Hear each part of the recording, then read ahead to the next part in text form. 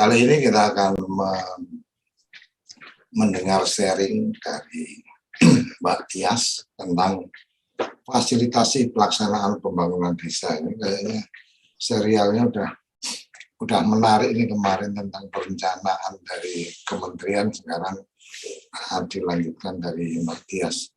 Oke, untuk menghemat waktu dan supaya teman-teman bisa banyak kesempatan berkomentar atau berbagi, kita langsung berikan waktu sebelumnya ke Mbak Tias. Silakan, Mbak. Ya, terima kasih Pak De. Sebelumnya Assalamualaikum warahmatullahi wabarakatuh. Selamat sore dan salam dari Desa Dampingan di Kabupaten Trenggalek. Gimana, sehat semua? Alhamdulillah. Alhamdulillah. Ya, materi hari ini, topik hari ini tentang fasilitasi pelaksanaan pembangunan desa, Pak D. Jadi ada runtutannya dengan perencanaan pembangunan desa. Apa yang sudah direncanakan itulah yang nanti akan kita fasilitasi selaku tenaga pendamping profesional untuk pelaksanaannya di tingkat desa. Jadi memang apa yang sudah direncanakan kita laksanakan, kita fasilitasi di topik kita sore hari ini. Tidak kalah penting karena sebaik-baiknya perencanaan tanpa diimbangi dan dilaksanakan dengan baik dan transparan, profesional, akuntabel, maka mustahil kita akan mencapai kemakmuran di tingkat desa.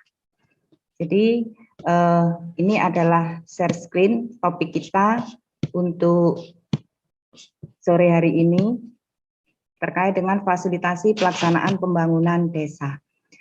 Di sini memang penekanannya adalah tentang fasilitasi kita selaku TPP dalam proses pelaksanaan pembangunan desa. Tapi apapun yang kita laksanakan, fasilitasi ini tetap yang merasakan adalah pemerintah desa. Jadi artinya bukan untuk kepentingan kita, tetapi memang untuk pemerintah desa dalam melaksanakan pelaksanaan pembangunan yang ada di desa.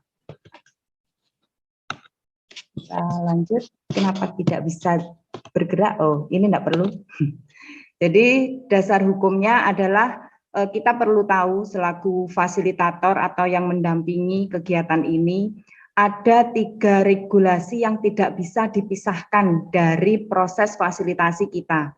Yang pertama jelas adalah tentang Permendagri 20/2018 tentang pengelolaan keuangan desa. Karena memang pelaksanaan pembangunan yang ada di desa itu tidak bisa dipisahkan dari pengelolaan keuangan desa. Kemudian yang kedua adalah tentang LKPP 12/2019 itu tentang penyusunan pedoman pengadaan barang dan jasa. Ini pun tidak bisa kita pisahkan. Kemudian yang ketiga adalah Permendes PDTT 21 tentang pedoman umum pembangunan dan pemberdayaan masyarakat desa. Karena kita akan membahas terkait fasilitasi, nanti yang kita kupas tuntas adalah Permendes PDTT 21. Kemudian ada Permendes PDTT nomor 7 tahun 2021 tentang prioritas penggunaan dana desa. Ada PMK 190 2021 tentang pengelolaan dana desa 2022. Karena di topik kita hari ini itu juga berkaitan erat dengan uji kompetensi kita selaku TPP jika kita maju ke nanti proses sertifikasi, dan di KUK nanti kita akan memfasilitasi juga terkait dengan PMK 190 2021 tentang pengelolaan dana desa. Dan yang terakhir jelas keputusan Menteri Desa PDTT nomor 40 2001 tentang petunjuk teknis pendampingan masyarakat desa. Ini kembali terkait dengan tupoksi kita selaku TPP dalam memfasilitasi pendampingan masyarakat desa, di dalamnya adalah terkait dengan fasilitasi pelaksanaan pembangunan desa. Yang perlu kita pahami bahwa pelaksanaan pembangunan desa itu dilaksanakan dan dikoordinasikan oleh kepala desa terhitung sejak APBDes ditetapkan.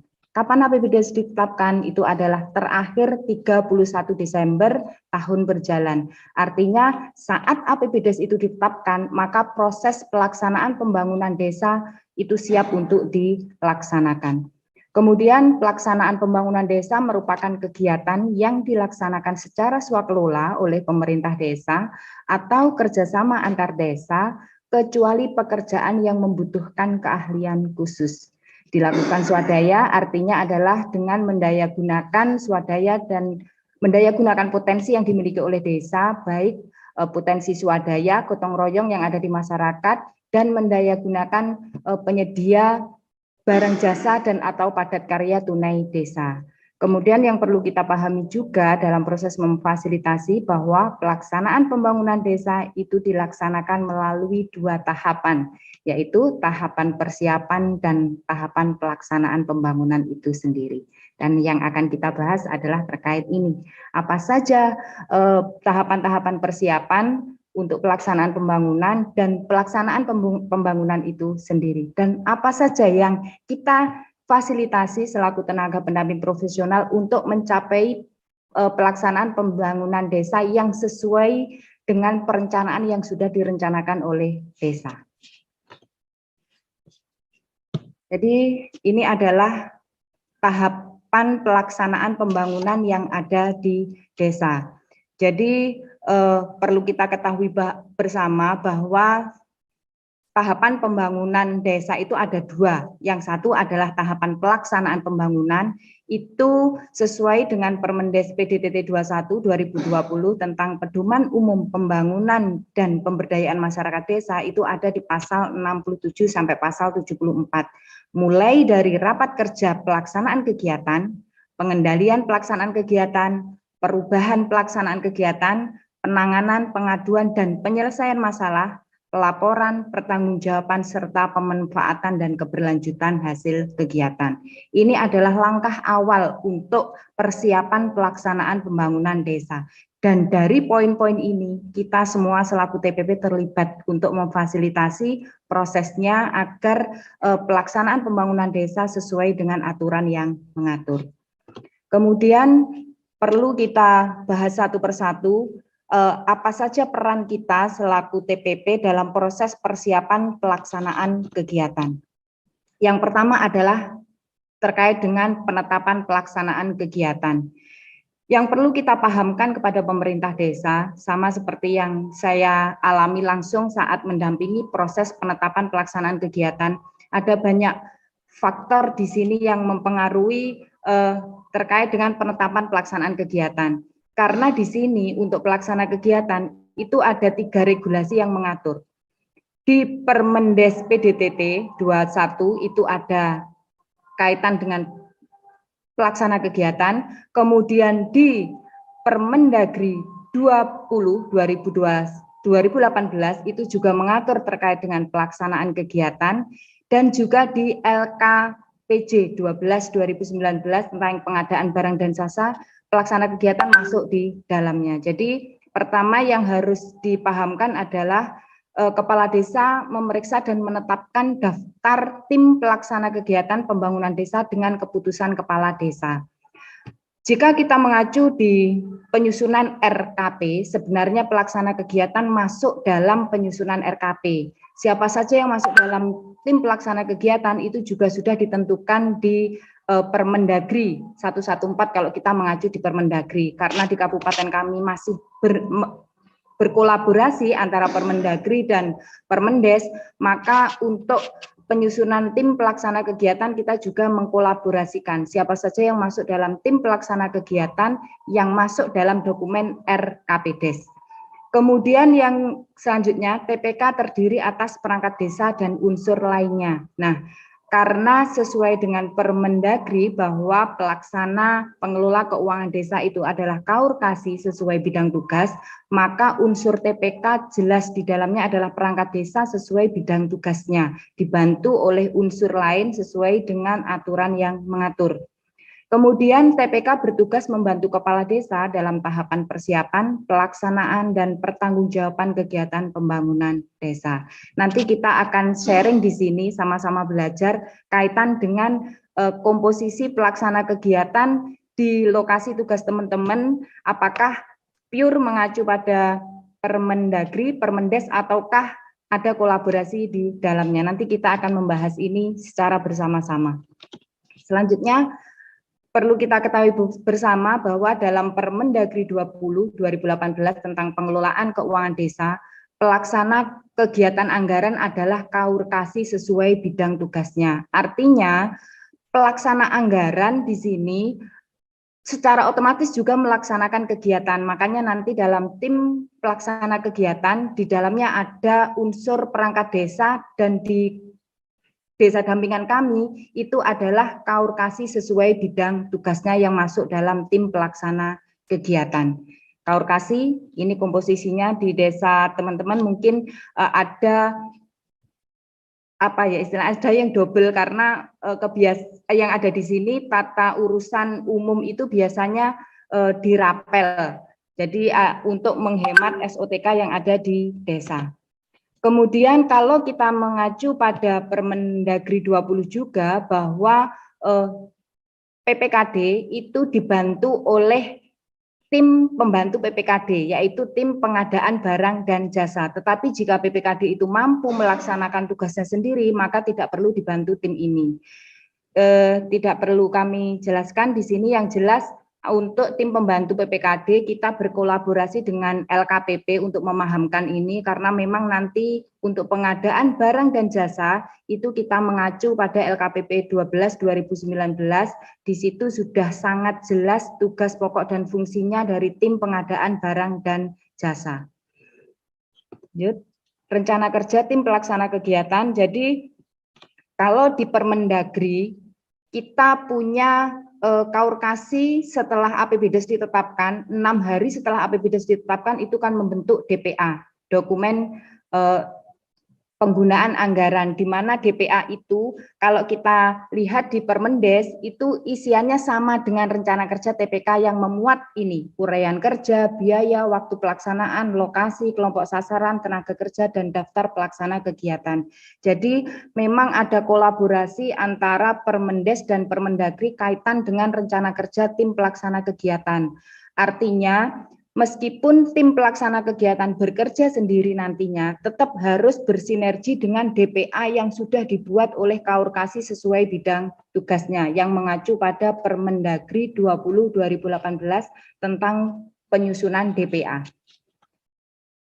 Kemudian ini terkait dengan DPA tadi, penyusunan DPA berdasarkan Permendagri 20 2018, artinya bahwa Kepala Desa menugaskan KAUR dan Kasih selaku pelaksana kegiatan anggaran sesuai tugasnya untuk menyusun DPA paling lama 3 hari kerja setelah peraturan desa tentang APBDes dan peraturan Kepala Desa tentang penjabaran APBDes ditetapkan.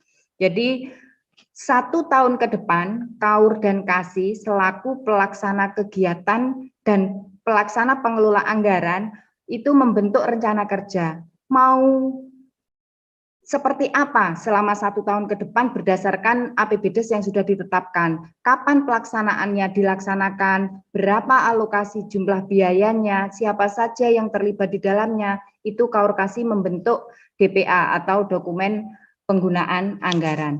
DPA itu sendiri terdiri dari 3 dokumen. Yang pertama adalah dokumen rencana kegiatan dan anggaran desa. Di situ merinci setiap kegiatan anggaran yang disediakan dan rencana penarikan dana untuk kegiatan. Artinya apapun nanti pelaksanaan yang akan dilaksanakan oleh TPK, tim pelaksana kegiatan, itu harus mengacu pada DPA yang dibuat oleh KAUR Kasih sesuai bidang tugasnya. Tidak bisa berjalan sendiri-sendiri. Makanya di desa dampingan kami, KAUR Kasih yang membidangi secara otomatis akan masuk dalam tim pelaksana kegiatan agar apa yang disusun dalam DPA itu runtut atau sesuai dengan yang telah direncanakan. Kemudian DPA yang kedua itu adalah dokumen rencana kerja kegiatan desa. Itu merinci tentang lokasi, volume, biaya, sasaran, waktu pelaksanaan kegiatan, dan pelaksanaan kegiatan anggaran. Dan yang terakhir adalah rencana anggaran biaya atau RAP yang merinci satuan harga untuk setiap kegiatan. Artinya DPA ini sangat penting bagi pemerintah desa sebagai dasar penyusunan RAK oleh bendahara desa dan juga sebagai dasar pelaksanaan bagi tim pelaksana kegiatan agar apa yang direncanakan dalam APBDes itu terlaksana sesuai dengan jadwal yang sudah ditentukan. DPA penting dibuat oleh desa karena selain untuk menentukan kapan ini dilaksanakan, DPA juga sebagai dasar untuk pengajuan dana desa. Artinya tahap 1, tahap 2, tahap 3 itu akan mudah kita jabarkan atau kita laksanakan, kemudian kita laporkan sehingga nanti untuk pengajuan DD tahap 2 40% selanjutnya itu akan mudah dalam pelaporannya. Nanti akan kita bahas ini di sini terkait dengan DPA dan lain sebagainya, karena masih banyak desa yang belum membuat DPA, padahal ini adalah dasar pelaksanaan APBDes agar nanti bisa terlaksana secara terstruktur, terpola, dan terukur. Prosedur penyusunan DPA ini nanti juga akan kita bahas, tapi yang jelas sudah kami sampaikan tadi di awal bahwa DPA itu disusun setelah APBDes ditetapkan dan sebagai dasar untuk penyusunan RAK desa. Akan memudahkan penyusunan RAK desa. Kemudian tahapan persiapan selanjutnya itu adalah sosialisasi dan atau publikasi kegiatan.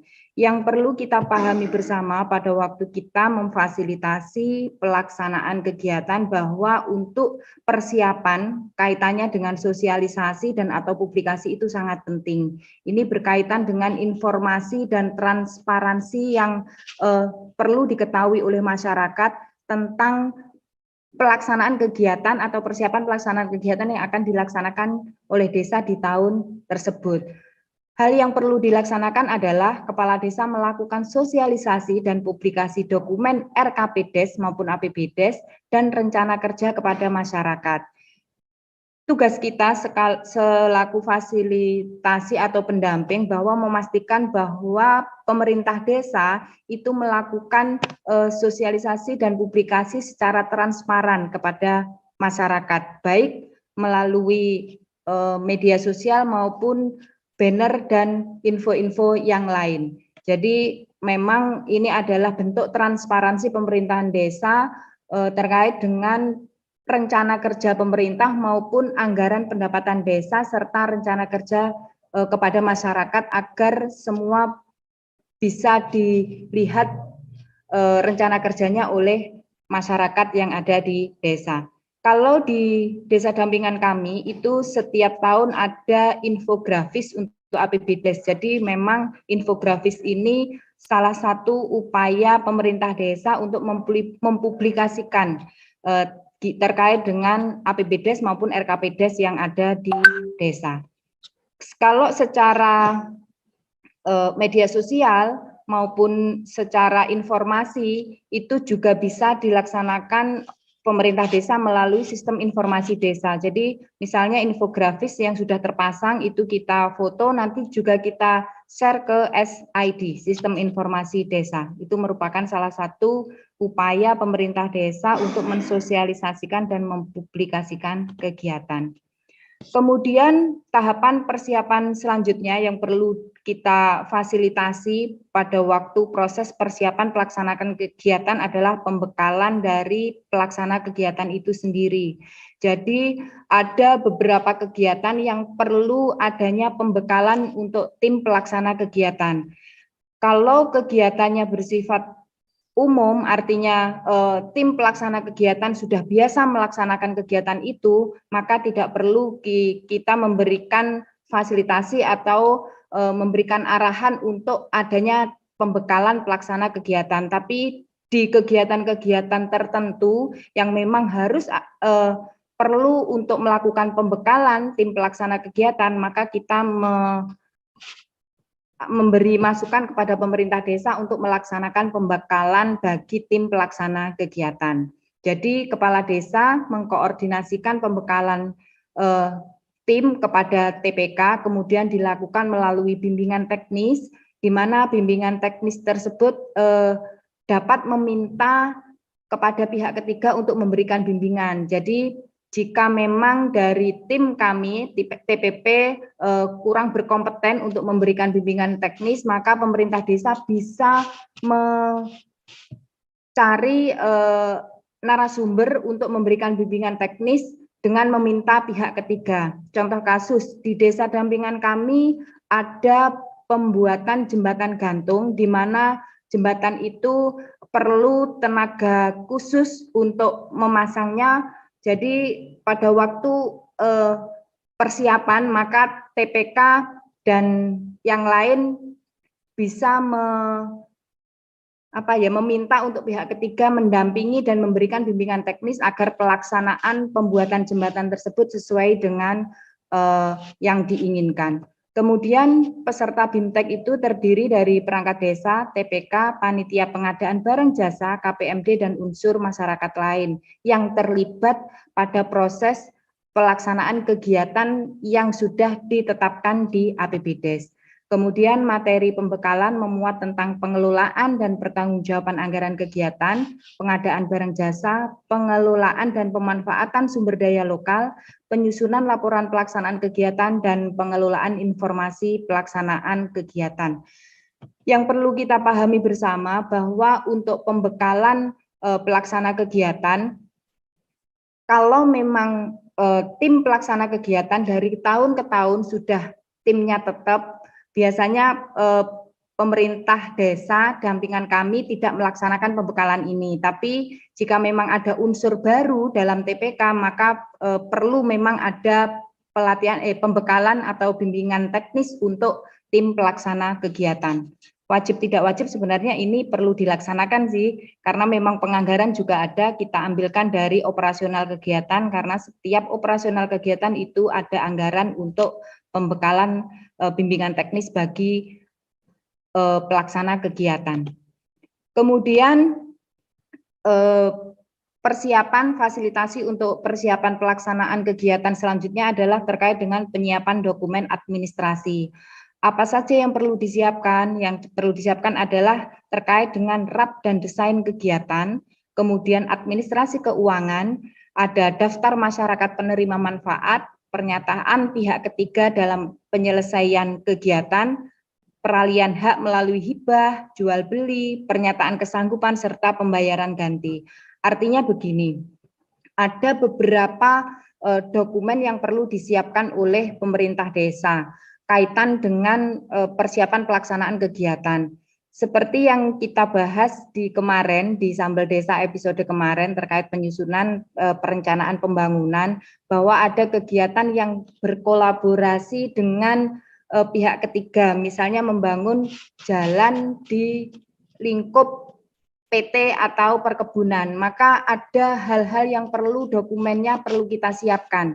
Ada dokumen terkait misalnya peralihan hak, hibah, bahwa tanah tersebut bisa dibangun oleh pemerintah desa. Kalau memang ada jual beli, maka ya harus ada ganti rugi untuk jual belinya. Kemudian kalau memang ada kesanggupan ganti rugi, maka juga kita membuat surat pernyataan kesanggupan serta bisa jadi ada surat hibah langsung. Jadi memang di sini sesuai dengan kondisi kegiatan yang ada di desa masing-masing yang sudah ditetapkan dalam APBDes. Jika memang perlu penyiapan dokumen administrasi harus dilengkapi. Karena memang kemarin ada temuan juga kaitan dengan ini pada waktu tim inspektorat melakukan pembinaan ke desa, ada lokasi yang kita istilahnya nyenggol dengan pemukiman warga, di mana di situ perlu ada surat pernyataan bahwa bangunan yang dibangun ini menyenggol dengan milik warga. Itu ada di Desa Karanganyar di dampingan kami, tepatnya pada waktu pembuatan Pamsimas. Jadi memang perlu ada surat pernyataan dari warga dan ini harus dilampirkan dalam dokumen administrasi kegiatan. Kemudian yang perlu dipahami bersama bahwa pelaksanaan kegiatan pembangunan desa itu mengutamakan pemanfaatan sumber daya manusia, sumber daya alam, dan sumber daya lainnya yang ada di desa, serta mendayagunakan swadaya dan gotong royong masyarakat. Berkaitan dengan pengadaan barang dan jasa, baik pengadaan tenaga kerja maupun material dan bahan, itu kalau di kabupaten kami itu ada perbuk yang mengatur tentang penetapan besaran upah maupun harga bahan material.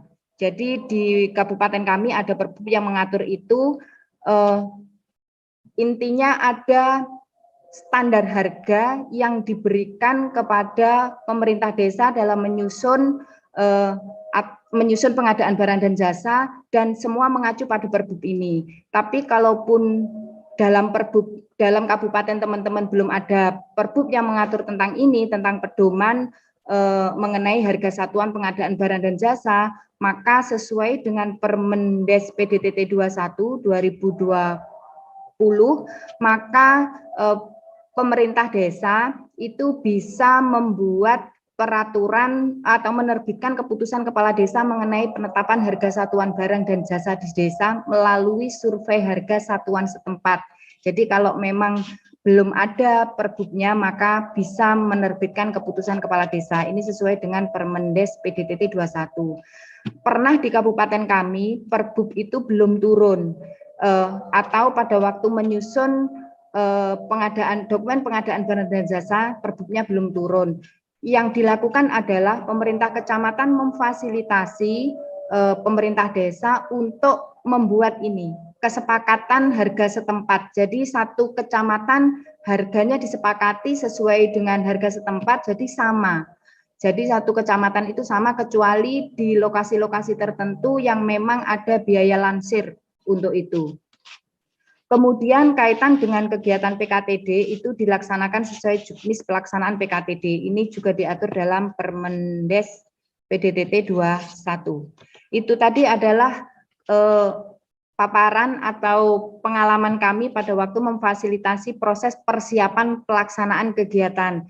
Jadi banyak sekali hal-hal yang perlu disiapkan, khususnya bagi kita selaku tenaga pendamping profesional. Mustahil kita akan bisa memfasilitasi proses persiapan pelaksanaan kegiatan kalau alurnya itu kita tidak tahu. Jadi memang kita harus tahu dulu apa saja tahapan-tahapan yang ada dalam proses persiapan pelaksanaan kegiatan, baru kita akan masuk dalam proses pelaksanaan kegiatan itu sendiri. Jadi dalam proses pelaksanaan kegiatan itu dalam Permendes PDTT juga diatur di pasalnya, tadi di set awal sudah kita sebutkan pasal-pasal yang mengatur tentang pelaksanaan kegiatan. Yang perlu dilaksanakan adalah pertama, kita memfasilitasi tentang rapat kerja pelaksanaan kegiatan. Kepala desa menyelenggarakan rapat kerja pelaksanaan kegiatan untuk membahas perkembangan pelaksanaan kegiatan. Jadi berapa kali dilaksanakan itu sesuai kebutuhan, tapi kalau kita mengacu pada Permendes PDTT itu dilaksanakan paling sedikit 3 kali atau mengikuti perkembangan pelaksanaan kegiatan. Kemudian dari pelaksanaan kegiatan, kita perlu pengendalian pelaksanaan kegiatan. Artinya begini, kepala desa mengendalikan pelaksanaan kegiatan melalui pemeriksa dan menilai pelaksanaan kegiatan serta melakukan pemantauan dan supervise kegiatan sesuai jenis kegiatannya. Khusus untuk kegiatan fisik itu perlu pengendalian selama 3 kali, yaitu saat 0%, 50%, dan 100%. Teman-teman tenaga pendamping yang perlu kita pahami bersama bahwa sesuai Permendes PDTT 21 2020 di pasal 67 ayat 3 dan 4 nanti bisa dibaca bareng-bareng, disebutkan dengan jelas bahwa pengendalian pelaksanaan kegiatan dapat dibantu oleh TPP sesuai bidangnya, dan TPP tersebut melaporkan hasil pemeriksaan kepada kepala desa. Artinya sesuai dengan Permendes, kita selaku TPP punya fungsi di sini untuk melakukan pengendalian pelaksanaan juga. Jadi bagaimana pelaksanaan itu dilaksanakan dengan baik dan benar, kita juga ikut andil di dalamnya untuk memfasilitasi dan memonitoring mulai dari kegiatan 0%, 50%, sampai 100%. Dan itu hasilnya kita laporkan kepada pemerintah desa. Selain kita laporkan kepada pemerintah desa, kita selaku TPP juga punya aplikasi namanya MonefDD, di mana semua serapan kegiatan dana desa itu kita laporkan melalui aplikasi MonefDD yang kita sesuaikan dengan ini, dengan pengendalian pelaksanaan kegiatan. Jadi semua kegiatan khususnya yang didanai oleh dana desa itu kita laporkan, kita monitoring, dan hasil monitoring kita laporkan dalam aplikasi Monef Dana Desa.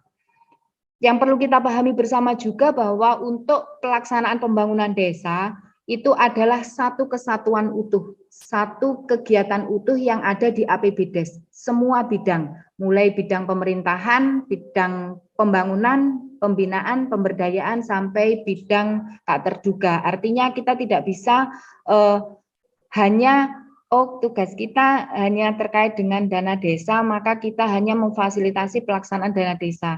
Kalau kita mengacu di sini, di Permendes ini, jadi semua kegiatan yang ada di APBDes itu adalah masuk dalam fasilitasi kita untuk fasilitasi pelaksanaan pembangunan yang ada di desa.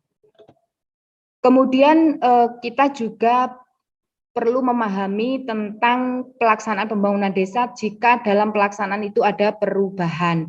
Jadi apa fasilitasi kita untuk kegiatan ini? Bahwa yang pertama yang perlu kita pahami, kepala desa itu mengkoordinasikan perubahan pelaksanaan kegiatan pembangunan desa melalui musyawarah desa. Jelas, jika memang ada perubahan pelaksanaan kegiatan, itu memang harus melalui musyawarah desa. Dan kita selaku TPP perlu mengingatkan kepada pemerintah desa jika memang ada perubahan dalam pelaksanaan kegiatan harus melalui musyawarah desa.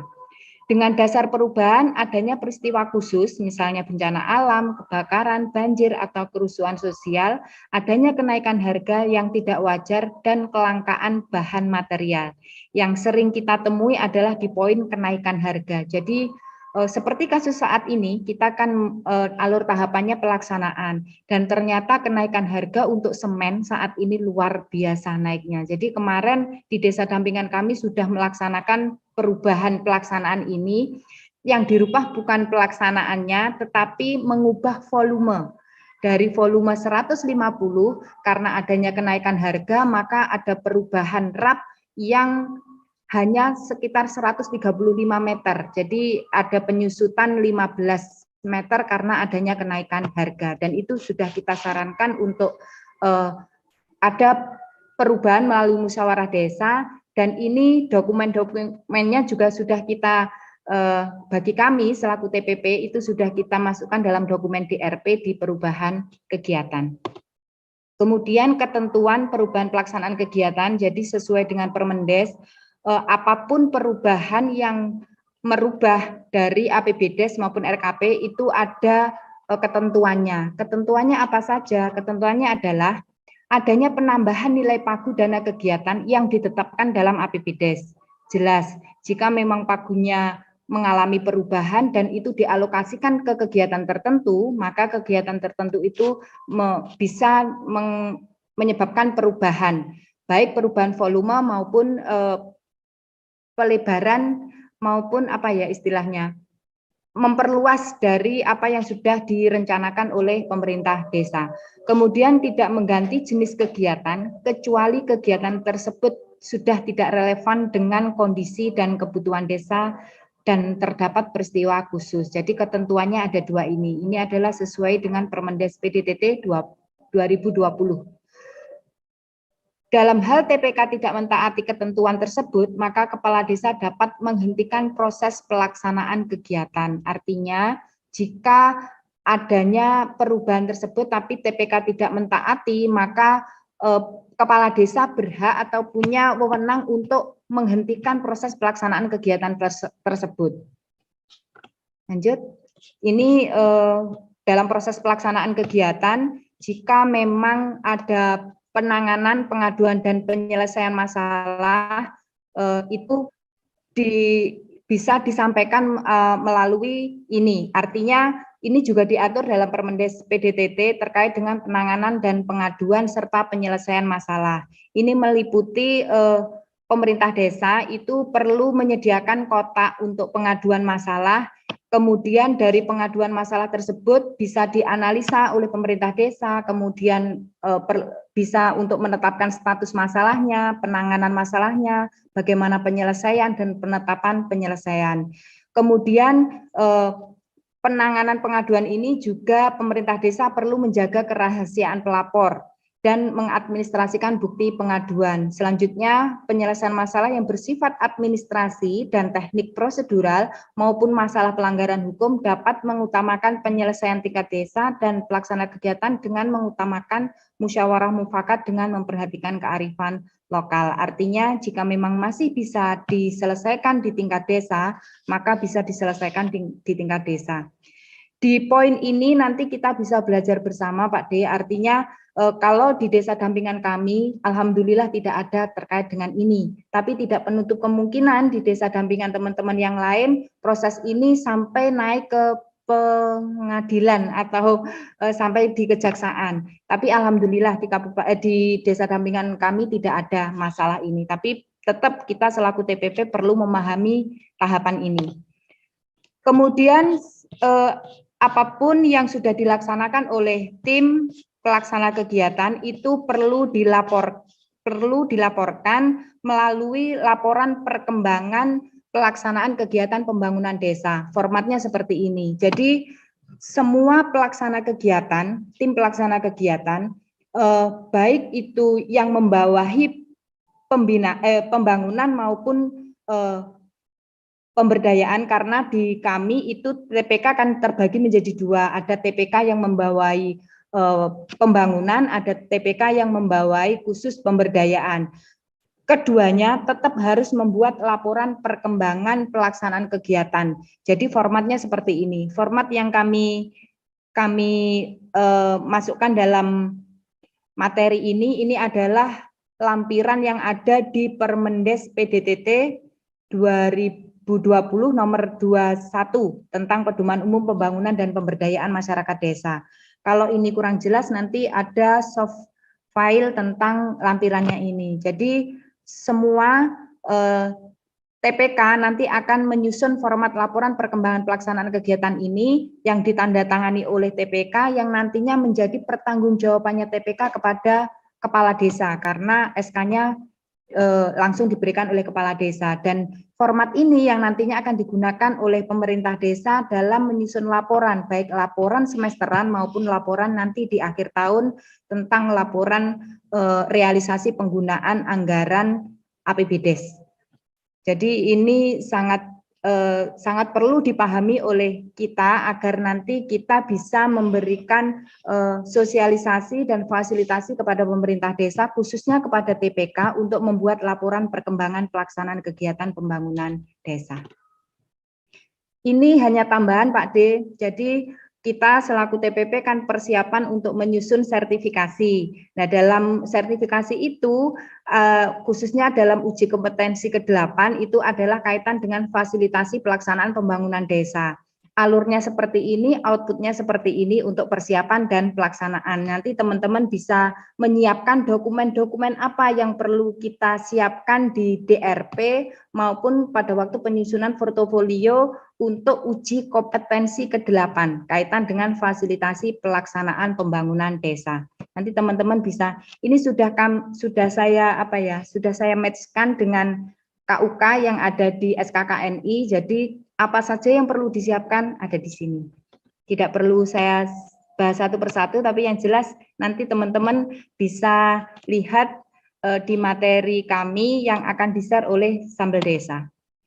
Jadi itu teman-teman yang sharing yang ada di desa dampingan kami terkait pada waktu kami memfasilitasi proses persiapan pelaksanaan kegiatan dan pelaksanaan kegiatan. Yang perlu kami pesankan pada teman-teman bahwa tetap titik kritisnya adalah saling bersinergi. Kita tidak bisa bekerja sendiri. Pintar-pintar kita tidak bisa bekerja sendiri, harus selalu bersinergi. Yang jelas hasil yang sempurna adalah hasil yang dilalui dari proses yang sesuai dengan peraturan perundangan, kemudian bekali diri dengan ilmu dan referensi untuk hasil yang sesuai, laksanakan dengan prinsip partisipatif, akuntabel, transparan, dan kesetaraan, serta mari bersama mewujudkan pembangunan desa untuk desa membangun Indonesia. Dan itu kita lakukan mulai dari sekarang, tidak usah menunggu besok-besok, langsung sekarang. Yang jelas, jaga kekompakan, kobarkan semangat, dan bersama kita bisa. Ayo bekerja benar tanpa diawasi, dan jangan menunggu diawasi dulu baru kita bekerja dengan benar. Matur suwun, mari kita bahas bersama-sama Pak D kaitan dengan ini. Assalamualaikum warahmatullahi wabarakatuh. Waalaikumsalam warahmatullahi wabarakatuh. Luar biasa ini.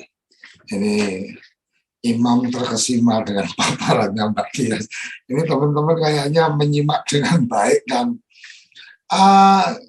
ini bagian yang menarik menurut saya. Ini Mbak Titi ini langsung tepuk tangan ini. Kayaknya boleh juga kita tepuk tangan bersama-sama. Terima kasih Mbak Tias. Satu yang perlu kita sampaikan bahwa di Sambal Desa ini adalah konsepnya sama-sama belajar, bukan kemudian mencari salah-salahnya yang menyampaikan materi. Jadi mari kita saling melengkapi. Yang kedua, saya melihat apa yang disampaikan Mbak Tias ini luar biasa. Materinya nanti akan di-share di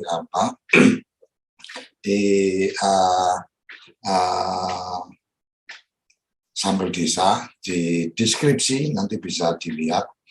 Kenapa kemudian di Sambal Desa saya berusaha untuk tidak men-share di grup, lebih pada supaya yuk sama-sama melihat kontennya. Jadi kalau langsung di-share di grup itu kadang-kadang nggak melihat kontennya, hanya merasa sok pinter cukup dengan membaca paparan yang yang sudah diterima. Jadi kira-kira itu pertimbangannya. Jadi bukan di Sambal Desa itu jadi pelit, enggak. Sambal Desa dibagikan, bahkan klik link yang ada di deskripsi itu berisi semua materi yang pernah disampaikan. Jadi setiap episode yang ada materinya, ada materi paparannya, itu pasti kita share di Google Drive yang sudah kita siapkan. Jadi tinggal dicari aja Sambal Desa episode berapa. Kalau ada yang lebih dari satu materi, ya tetap datanya disebutkan Sambal Desa angka berapa, baru kemudian di belakangnya ada beberapa file. Kalau filenya dalam bentuk dokumen, umpama Word atau Excel, itu kita lampirkan dalam bentuk Word atau Excel. Tapi kalau PowerPoint kita biasanya rapikan dulu dan kita share dalam format PDF, kira-kira seperti itu untuk lebih memudahkan teman-teman. Saya pikir itu yang saya bisa tanggapi dari Mbak Tias. Luar biasa menurut saya tadi yang sudah disampaikan. Ini Mbak Tiasnya malah ada. Kita langsung saja memberikan kesempatan Mas Suryawan Muda, silakan open video dan kalau bisa posisinya landscape supaya, karena ini ada juga keperluan tayangan, jadi supaya lebih ini. Atau Mas Haji dulu silakan langsung open mic. Udah kita berikan kesempatan semua bisa buka. Baik, terima kasih Pak D. Okay. Ini merupakan wadah ya, wadah di mana TPP ini kawan-kawan bisa meningkatkan kapasitas melalui Sambal Desa. Jadi tepatlah judulnya sama-sama belajar. Ini memang terkadang Pak D ketika kita mengikuti daripada pelatihan-pelatihan, ini nggak kita dapat di secara diberikan formalitas. Jadi ini Mbak Tias ini menyampaikan sebuah ilmu yang memang itu dialami oleh Mbak Tias sendiri. Sehingga ini yang disampaikan Mbak Tias mempunyai ruh ataupun energi ketika disampaikan kepada kita. Dan ini yang kita rasakan Pak D. Tapi di sini terima kasih sebelumnya kepada Sambal Desa yang juga memberikan fasilitasnya kepada kami, ya. Ya mudah-mudahan ini terus berkelanjutan sehingga kami juga tertarik ya bisa mengeksplor untuk bisa saling berbagi keilmuannya di Sambal Desa. Pertanyaannya satu, Pak D. Tadi disampaikan oleh Mbak Tias bahwasanya itu Mbak Tias belum ada aduan terkait masalah pelaksanaan pembangunan desa. Jadi sama-sama kita diskusikan kira-kira langkah demi langkah, tahapan demi tahapan ketika ada pengaduan ya, yang memang kita juga belum tahu pengaduan dalam hal apa, itu biasanya yang memang sering kita dapat di lapangan itu ada mungkin dari kurangnya.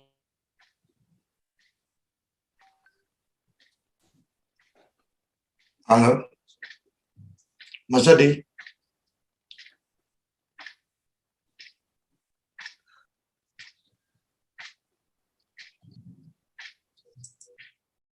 Halo Mas Adi. Sepertinya akses internetnya nih Mas Adi. Oke, Mbak Tias, mungkin tadi masalah pengaduan ini memang menarik ini kalau bicara tentang pengaduan yang mungkin hari ini masih bukan hari ini ya. Artinya momen yang episode kali ini mungkin masih karena waktu kita juga kita sepakati nggak panjang-panjang, karena kalau tidak ada pembatasan waktu nanti bisa mengatur panjang-panjang, dan penjadwalan dari pematik diskusi itu kalau nggak jelas jam berapa sampai jam berapanya nanti takutnya terus molor-molor mengganggu jadwal yang lain. Saya pikir mungkin Mbak Tias bisa memberikan sedikit antaran tentang penanganan pengaduan, bahwa harusnya seperti apa dan seterusnya, karena yang saya pahami juga ketika bicara pengaduan itu kan memang ada artinya ada standar melayani pelaporan, kebutuhan data dan seterusnya, termasuk juga yang tadi disampaikan oleh Mbak Tias menarik juga tentang bagaimana merahasiakan yang memberikan informasi dan kemudian menyimpan dokumentasinya dan seterusnya. Apakah ini juga terkait dengan BPID, umpamanya pejabat penanggung jawab informasi dan dokumentasi, atau kemudian itu langsung di-handle oleh kepala desa. Ini kan juga memungkinkan juga terjadi bahwa yang mau diadukan itu kepala desanya lah. Kalau yang pegang pengaduan hanya kepala desa kan ya ini percuma juga mengadukan, kira-kira seperti itu nih. Ini pertanyaan pernyataan konyolnya mungkin gitu. Ini aku mau mengadukan Pak Kades tapi hotline-nya cuma ke Pak Kades. Aku mau mengadukan menteri tapi hotline-nya cuma ke menteri, ya percuma juga, ngapain dilaporkan, kira-kira kayak gitu. Silakan Mbak Tias. Iya Pak D.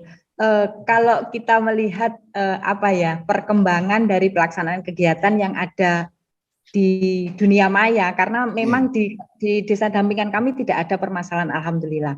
Tapi banyak kasus yang terjadi, misalnya pembangunan, misalnya ya ini ada pembangunan jembatan dengan volume sekian, papan info yang difoto di kegiatan itu misalnya sekian, 300 juta dimulai tanggal ini sampai segini.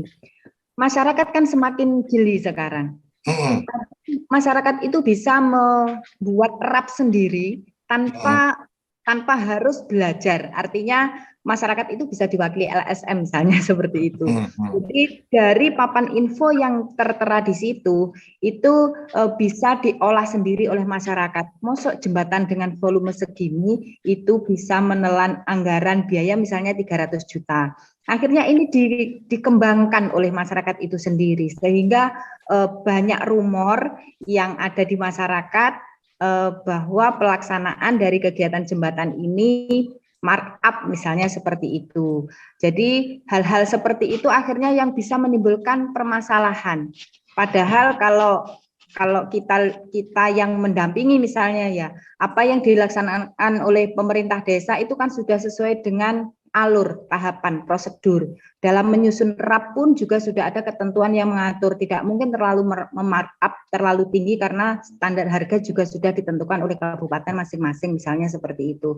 Tapi jika memang terjadi hal seperti itu, karena tidak semua pemerintah desa itu juga bersih, dalam tanda kutip, mohon maaf, memang perlu dikawal oleh masyarakat, maka untuk pengaduan masalah ini memang penting. Tidak menutup kemungkinan juga pelaksana kegiatan juga ada yang nakal dalam hal terlalu meminimalisir bahan baku misalnya, dan itu menjadi temuan di masyarakat. Seharusnya dalam rabat itu komposisinya 3:1, tapi ditemukan ternyata komposisinya 5:1, dan itu ditemukan oleh masyarakat misalnya. Maka masyarakat bisa melakukan pengaduan kepada pemerintah desa, dalam hal ini yang salah berarti kan TPK-nya, pelaksana kegiatannya. Nah, proses pengaduan inilah yang perlu difasilitasi oleh pemerintah desa, diselesaikan secara internal di pemerintahan desa. Kalau memang itu bisa diselesaikan baik-baik, maka ya diselesaikan baik-baik di tingkat desa. Artinya ada hal positif yang diterima oleh pemerintah desa, khususnya kepala desa, dengan adanya pengaduan masyarakat dari pelaksanaan yang dianggap kurang tepat. Seperti itu. Tapi di sini tidak ada, Pak Dewi. Cuma kita pernah dengar. Ada nggak semacam petunjuk pelaksanaan atau guidance tentang bagaimana standar pengaduan dan penanganan masalah? Di kabupaten kami dulu ada form yang diluncurkan kepada kami selaku tim TPP di Kabupaten Trenggalek. Form itu terkait dengan pengaduan masalah. Jadi ya karena memang di pendampingan kami tidak ada, maka ya tidak bisa kami. Artinya memang tidak ada, Pak D. Di kami. Ya, artinya ada ya.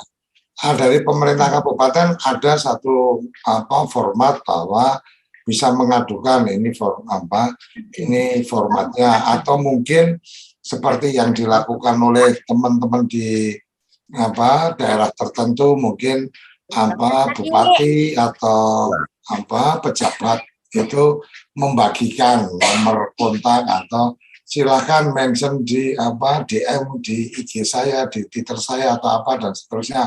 Artinya ruang-ruang untuk kemudian melaporkan itu sebenarnya sudah sangat banyak ya. Tinggal iki sopo meneh. Kalau nggak lagi ngomong boleh di off dulu mic-nya supaya tidak mengganggu yang lain. Oke, jadi itu bagian yang menarik.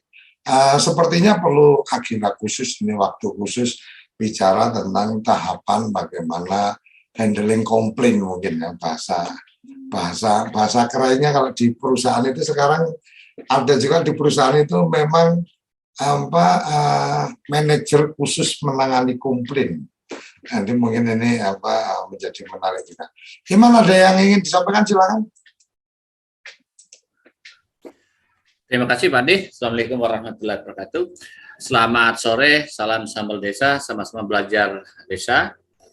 Jadi yang saya sampaikan adalah mungkin hanya menambahi Pak Ade.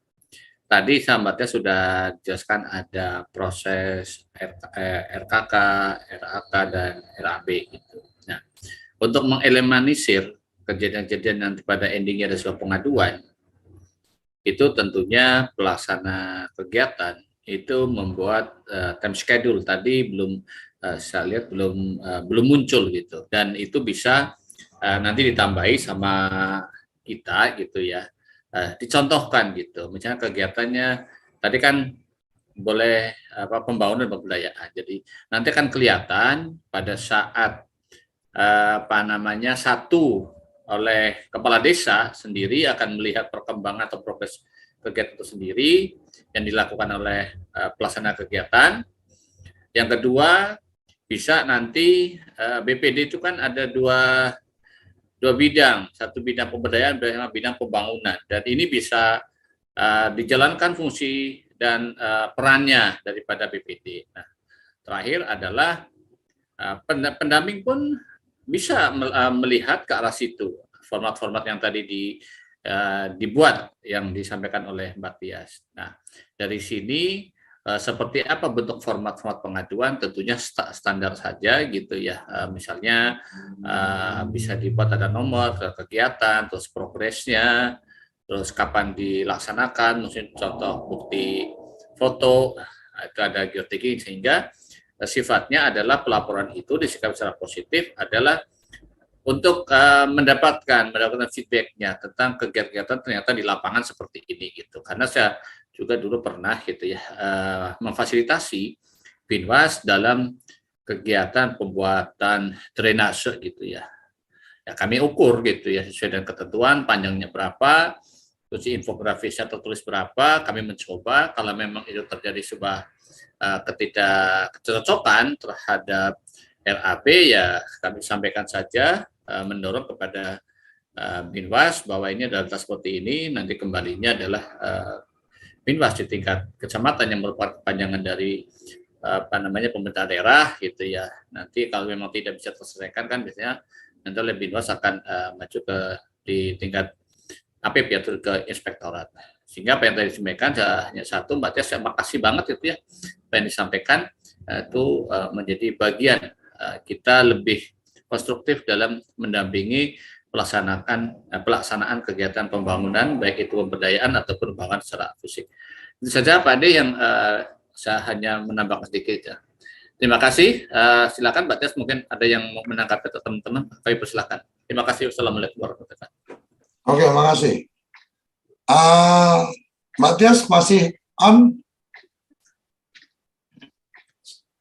Saya masih cari-cari ini menurut saya sesuatu yang menarik. Mungkin sambil menunggu Mbak Tias bergabung lagi, ada bagian yang ingin saya sampaikan ke teman-teman adalah bahwa mari manfaatkan ruang Sambal Desa ini setiap Senin sampai Jumat pukul 4 sampai pukul 5 sore waktu Indonesia bagian Barat untuk bisa saling sharing.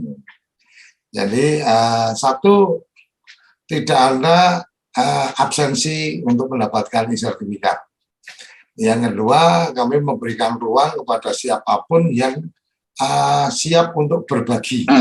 Jadi berbaginya nanti mereka kita berikan kesempatan untuk menjadi pematik diskusi, dan untuk pematik dan juga host itu nanti akan ada sertifikat apresiasi ucapan terima kasih. Kira-kira itu. Jadi siapa yang bisa dapat sertifikat, yang jadi pematik diskusi. Harapannya pada saat menjadi pematik diskusi ada materi yang juga bisa dipaparkan seperti Mbak Tias dan beberapa teman yang lain kemarin untuk nanti kita share ke teman-teman. Silakan Mas Fatur. Baik, Pak Mas Koyo, menarik sekali ini. Ini apa namanya, Mbak Tias ini PLD rasa TH Kabupaten. Bahaya ini. Kalau udah pakai rasa-rasa ini bahaya Mas Fatur ini. Karena ini nanti mengikuti jejaknya Lurah Wahyudi, Lurah Rasa Menteri. Nanti Menteri Rasa Presiden kita punya. Moga-moga lanjut. Tadi kaitan dengan pertanyaan yang dari kawan-kawan itu, saya pernah di tahun 2018-2019 itu bertugas di Satgas Dana Desa. Pada saat itu ada sekitar selama kami bertugas 2 tahun itu hampir 40.000 aduan dari masyarakat tentang dugaan penyelewengan dana desa yang dilakukan oleh Kades, yang dilakukan oleh teman-teman TPP, yang dilakukan oleh Supra Desa. Jadi memang berbeda-beda, macam-macam di berbagai daerah ada. Teknik dan lain sebagainya kaitannya dengan dugaan. Modusnya banyak ya. Modusnya banyak, Pak. Bahkan ketika kami di Satgas itu kita koordinasi dengan TP4T dan juga TP4 Pusat itu, kita ada hampir mengeluarkan buku, salah satunya adalah celah rawan dana desa. Saya bersama teman-teman kejaksaan pada saat itu membuat apa sih, di mana sih, bagaimana sih motifnya celah-celah rawan penyalahgunaan dana desa itu. Dan ya saya masih punya filenya lah kalau itu. Tapi memang menarik. Mungkin ada sesi khusus kaitannya dengan celah-celah rawan pengelolaan dana desa di desa oleh aparat pemerintahan desa, oleh juga TPP, oleh juga supra desa. Ada beberapa tingkatan di situ, ada juga ya modusnya macam-macam. Itu Pak D. Jadi mungkin ini udah ketahuan siapa pematik diskusinya. Jadi kawan-kawan tenang aja. Ini bicara tentang bagaimana pelaporan dan proses penanganannya itu sudah ketahuan pematik diskusinya. Mas Fatur tinggal atur waktunya aja. Terima kasih sekali Mas Fatur untuk kesediaannya. Langsung di-upload. Oke, ini luar biasa, tapi saya sepakat itu ada bagian yang memang perlu kita ketahui alur prosesnya tentang bagaimana mengadukan. Kalau yang diduga atau yang layak diduga itu siapa dan seterusnya, langkahnya seperti apa dan seterusnya, karena masing-masing itu kan pasti perlu penanganannya yang berbeda-beda, kira-kira seperti itu. Kalau saya sejauh ini memang urusan-urusan yang kayak gitu itu zaman-zaman dulu sebelum 2010 itu bagian-bagian yang saya agak hobi, tapi sekarang udah mulai meninggalkan untuk kemudian menjebak atau mengumpulkan orang-orang yang punya potensi terjebak gitu kan. Oke, Mbak, saya melihat ini waktunya sudah di pukul 5. Mas Fatur, ini langsung saja to the point. Saya minta kesediaan Mas Fatur untuk berbagi tentang bagaimana menyelesaikan ketika ada laporan-laporan dan seterusnya. Dan yang jelas kita berharap bahwa banyak hal yang bisa diselesaikan tanpa litigasi, tanpa proses hukum. Jadi lebih pada bagaimana menyelesaikan non-litigasi, semuanya bisa berjalan dengan baik. Kalau memang diajak duduk bareng, kemudian oke, diperbaiki, ya selesai.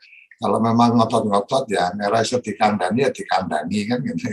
Nggak bisa dikasih tahu, ya udah kirim ke proses hukum, kira-kira seperti itu.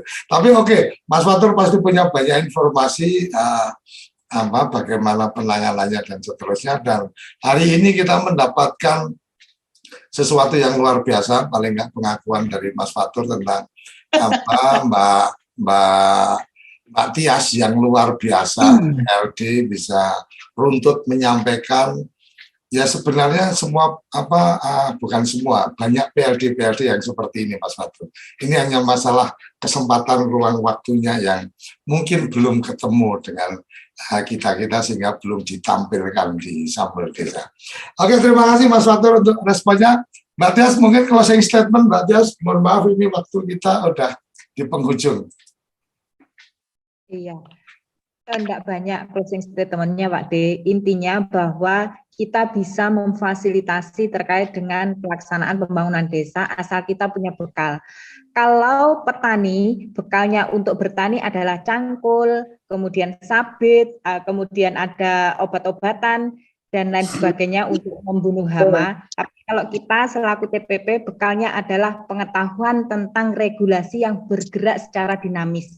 Jangan pernah bosan untuk membaca dan memahami regulasi yang dinamis itu. Karena itulah yang menjadi kunci keberhasilan dari fasilitasi kita untuk desa membangun Indonesia. Terima kasih.